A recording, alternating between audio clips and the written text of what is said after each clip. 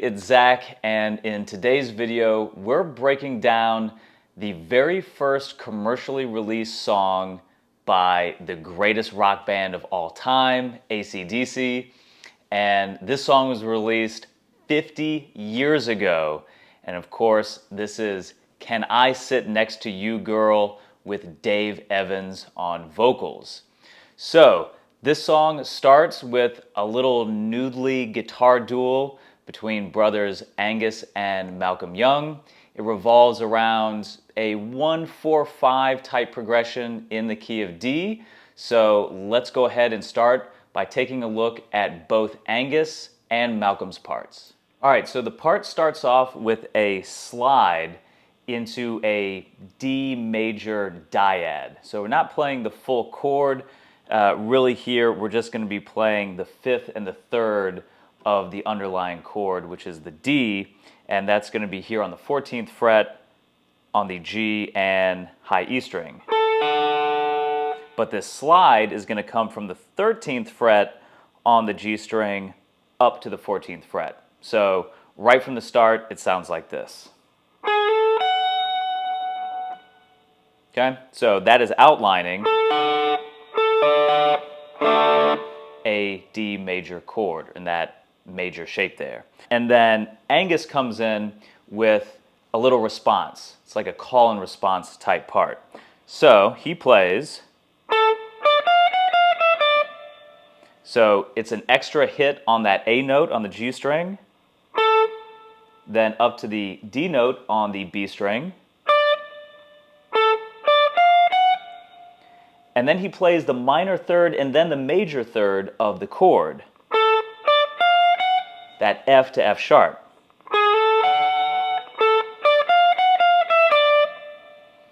And so then you can see there, after hitting that major third, he walks all the way back down the chord scale. F sharp, F, E, back to that D note. So the first Angus part.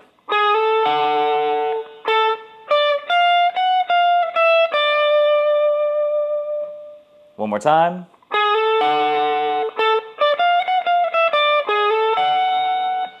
And then they're going right back into that slide, into that D major dyad.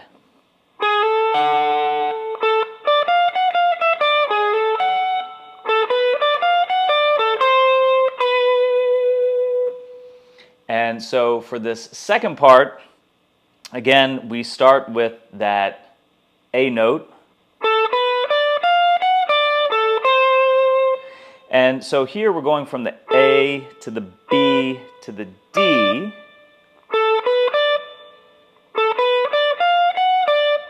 Same thing, we're going from that minor third to major third, or F to F sharp on the high E string.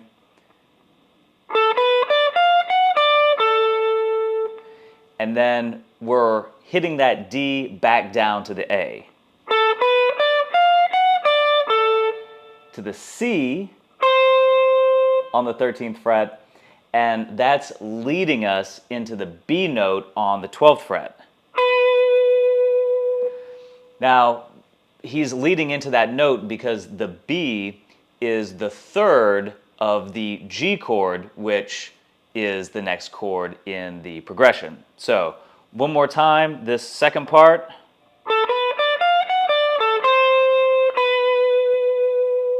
So going into the G chord, Malcolm again plays the same dyad shape all the way up into, what is this, the 19th fret?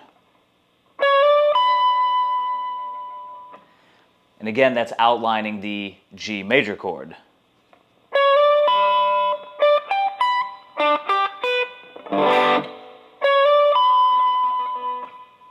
Now, Angus's response is a pretty simple lick, starting on the D note.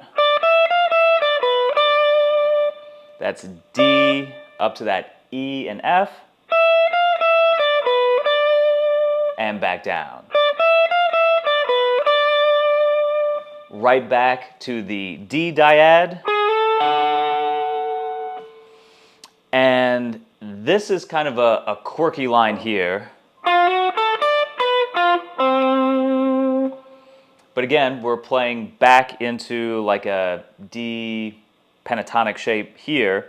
We're going from the F to the F sharp, again, working that minor to major third, and then up the chord. Very classic lick there. But then on the way down, he's hitting the major sixth, back to the minor third, and finishing on the flat seven. So that's 10 to 11, 10, 10. Then this B note on the B string, back to the F note on the G string, and then the C note on the D string.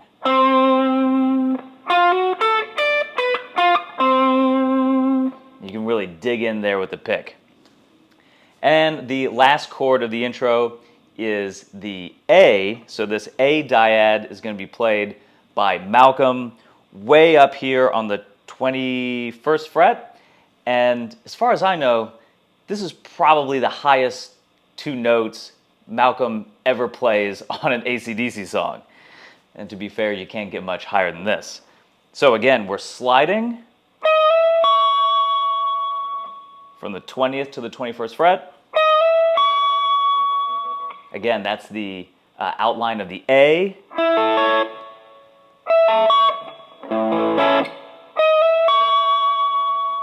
And then there's this little pause, there's this little hesitation, and Angus comes in with this.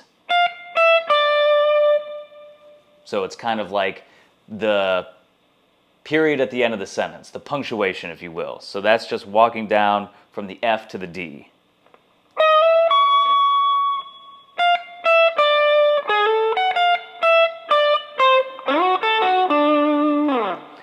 One more time, going back to that D dyad, and we're just walking down the scale there. Down to that C note, and then this is where I think Angus and Malcolm play two different parts here. I could be wrong, but I think Angus is playing this, which is just outlining a D major triad, sliding up to this F sharp, and then going up to the A and back down. And I think simultaneously, Malcolm is playing this. So we're bending from the C up to the D, hitting the A, and then hitting the D, the root. So they come together on the root.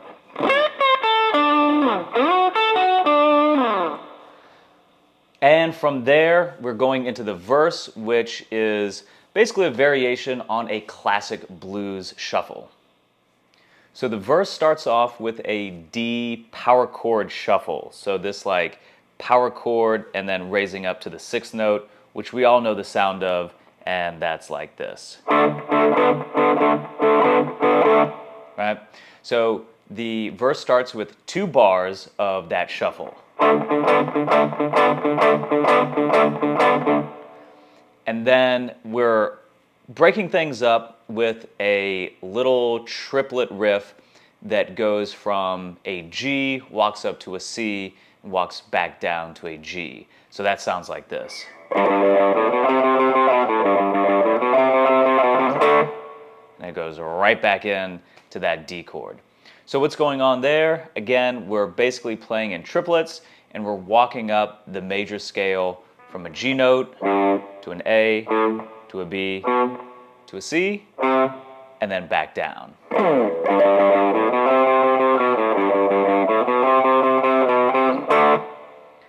But do take note that on the tail end of that riff, we're bouncing back and forth from that C note to the B note, walking back up to the D chord for the rest of the verse.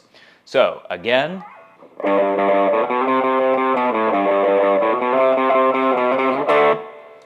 Same idea, we're going to do 2 bars of that D shuffle.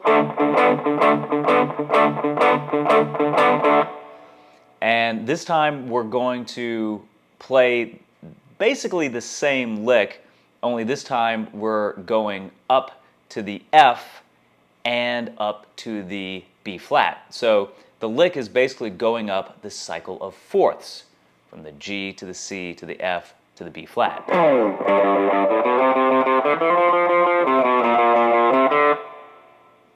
That one's a little tricky. So nice and slow, again, working on that like triplet feel.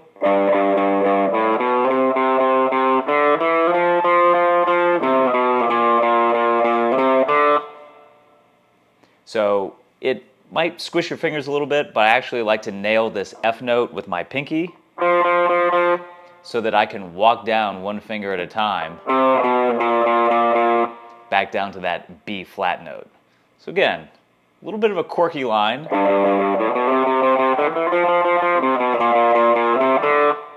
Now, speaking of a quirky line, we're going to walk up there on the tail end of that riff from that B flat to the C to the D. Why? Because the second half of the verse is actually modulating up half a step to the E flat.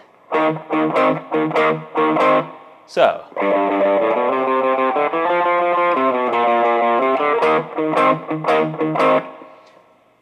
kind of an odd choice, but they make it work. So you're going to play that same shuffle on the E flat chord, and then on beats 3 and 4, you're going to walk up a whole step, well, a fret at a time, up to the F. So that'll sound like this.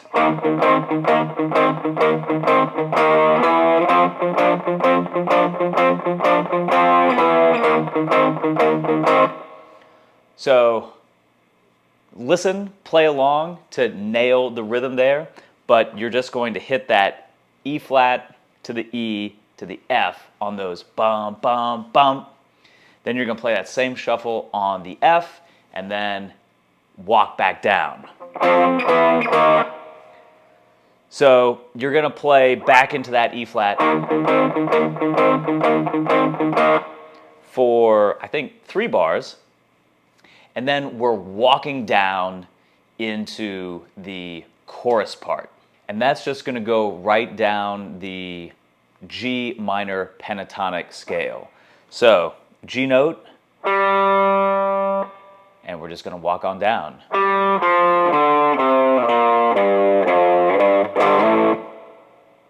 So again, nice and slow, from the G to the F, D, C, B flat, all the way down to our root, but then we're going to go down to the flat 7, and then sliding into the A from the G, that power chord there, which starts the chorus. So while Malcolm is playing the walk down,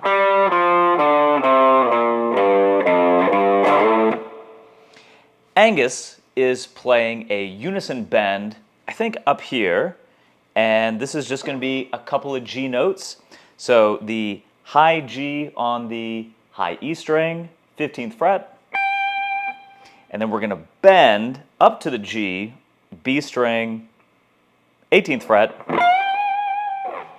for a unison bend. So at the same time, and of course they're playing that together. I think Angus plays that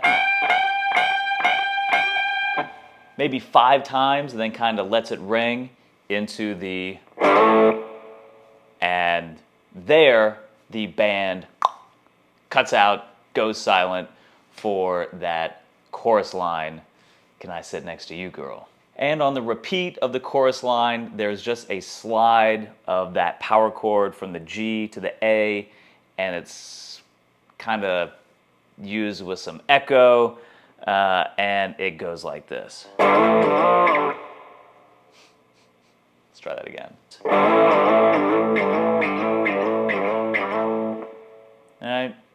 I'm not really sure if there's picking on every single one or if it's just a strong slide back and forth, but you get the idea.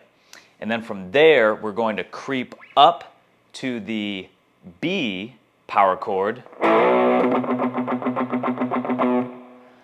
that kind of starts softly, builds up,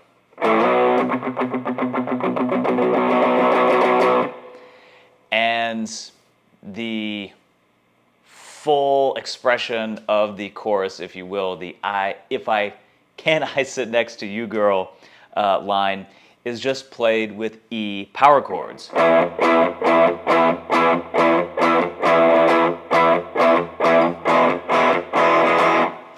So again, I think it's probably a combination of E power chord up here on the 7th position and probably an E major chord down here in open position that Malcolm is probably playing.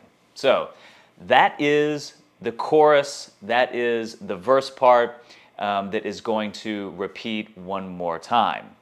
And then from there, we get into the solo.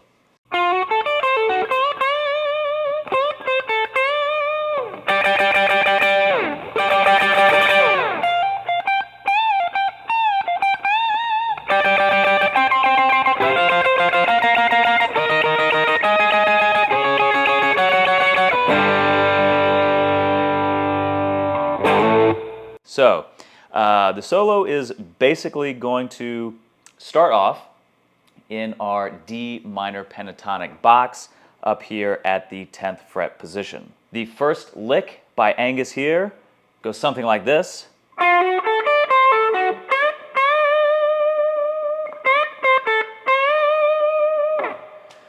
So that's going to, again, we're revisiting our minor to major third motif here from this F to this F sharp note.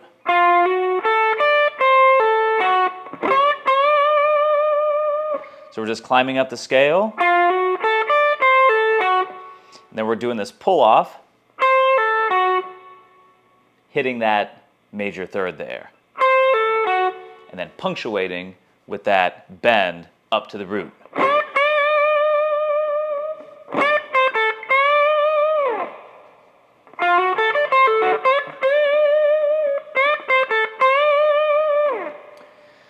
And then we're playing the tag line from the verse.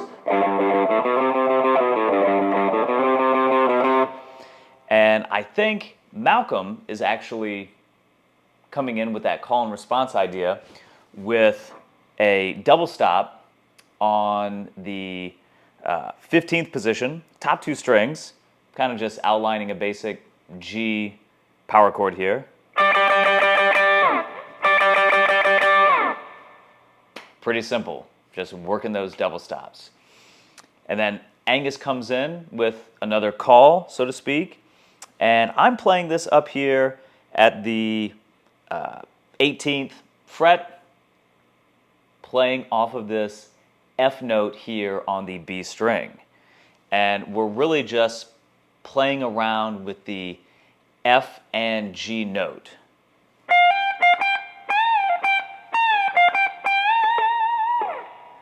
So it starts off with a hammer on, and then plucking both of those notes, and then a bend up and bend down, bend up, bend down, pull off. Again, kind of landing on that G note. And then we're going to do a pre-bend on that G note, bringing it back down.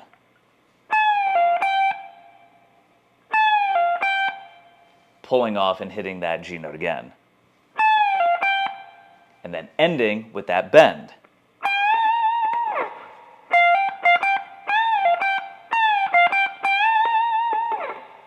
Something along those lines. And to cap off the solo, we're going back to that triplet lick idea, kind of down here in 3rd position on one guitar part, which I think might be Angus.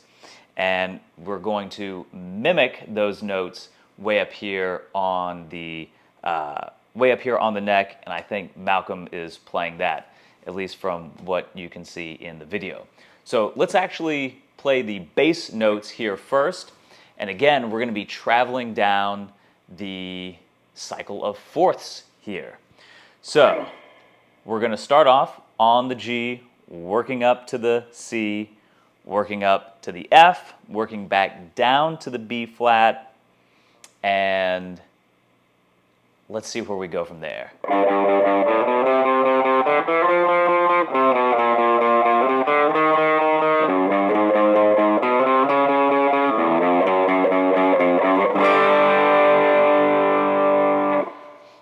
So, from the B flat, of course, we're going to the E flat, then up to the A flat, walking up to the D flat, walking up to the F sharp, or the G flat.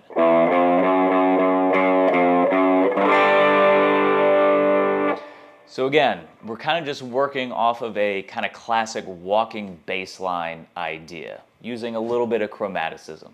So, nice and slow.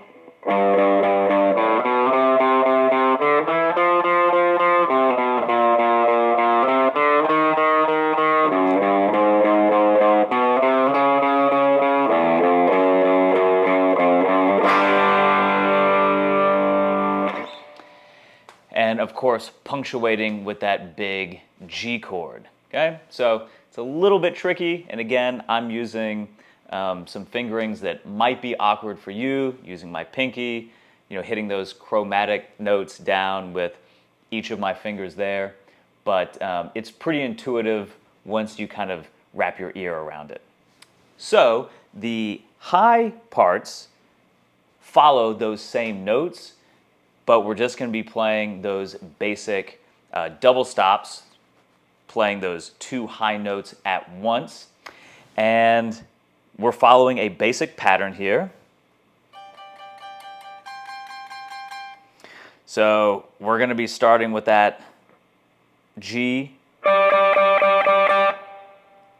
double stop, reaching up for that F, double stop. So what is that, 20th fret?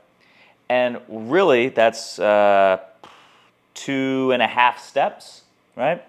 From this G note to the C note, or a fourth apart. And we're just going to repeat that down a whole step as we go. And again, this is basically how you follow the circle of fourths. Pretty simple. Here's how it goes.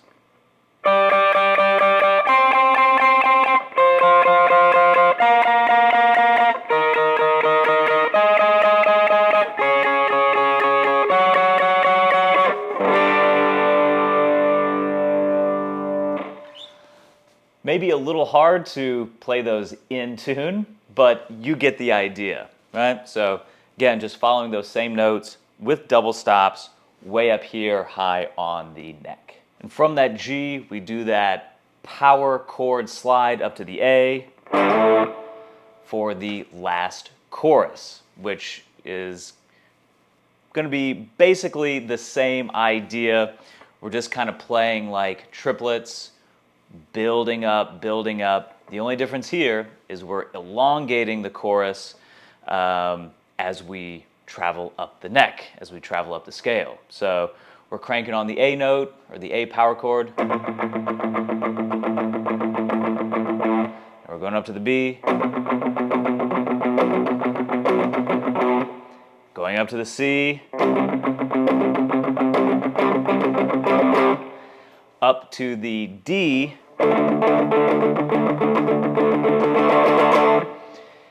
And the jam, the outro jam, the chorus jam is going to be an E note, or I'm sorry, an E chord, but with a little D to A tag. So that will sound something like this.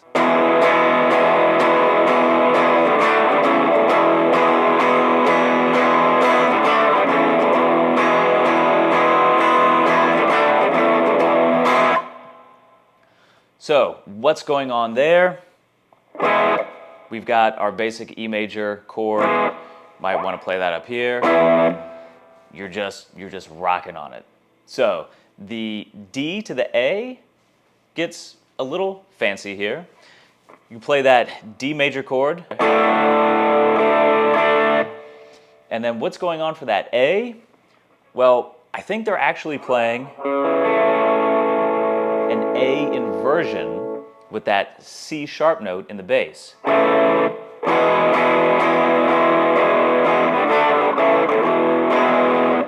And that would make sense because you basically have a bass line that walks down from the E to the D to the C sharp.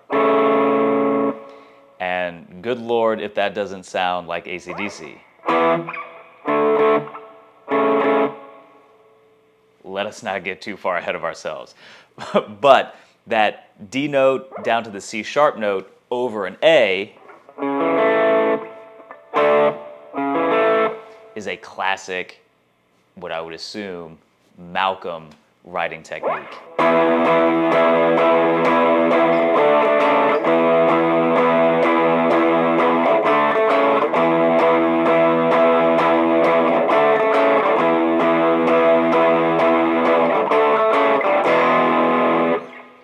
So, a few different ways you can play around with that, but that is the gist of the very first AC/DC song, commercially released that is, Can I Sit Next to You Girl with Dave Evans on vocals.